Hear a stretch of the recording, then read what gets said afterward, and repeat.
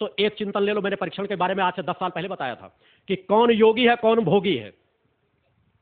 आप उनके पास जाएं, वो अगर कहीं ऐसी अवस्था में कि लेटे हों, बीमार हो, किसी भी अवस्था में हो, जब आपको लगे कि वो बिल्कुल आराम करने की अवस्था में बैठे हुए हैं, लेटे हैं या बीमार अवस्था में हो, आप उनके पास जाएं, आध्यात्मिक वार्तालाप अगर करने लगे, आध्यात्मिक विचार करने लगे और उनका शरीर धीरे धीरे चैतन्य होने लगे, लेटे हो तो उठ के बैठ जाएं, तो मान लीजिए कि उनके अंदर कुछ ना कुछ सत्यता है।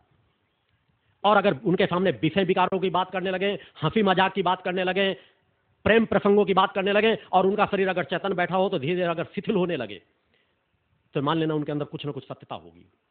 और आज आप समाज में देखें, अनेकों धर्माचार, अनेकों योगी ऐसे मिल जाएंगे कि बड़े बड़े योग के उद्घाटन शिविर लगाए जाते हैं, ऐसा हास विलास का वातावरण बना दिया जाता है, ऐसा मनोरंजन का वातावरण बना लिया जाता है। योग का तात्पर्य शांति को धारण करना, मौन को धारण करना, शक्ति को धारण करना। अनेकों ऐसी जगहों पर जाएं, आप कभी ऐसा करें, जब आप हंसी मजाक की बातें करने लगेंगे, समाज की चाटुकारिता की बातें करने लगेंगे, तो बड़े प्रसन्न होकर बात करें, उनका चेहरा खिल जाएगा, उनके चेहरे पर तेज और ओज आ जाएगा।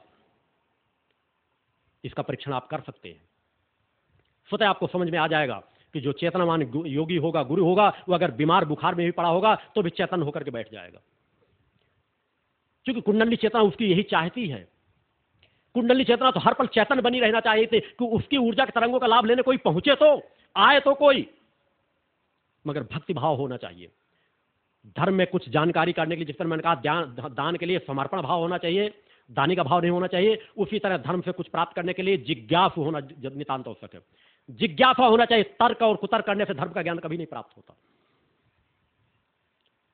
अतः समाज को इन छोटे छोटे जो बिंदु होते रहे, उनको समाज को समझने जानने की जरूरत रहती है, उसी से समाज का हित होगा।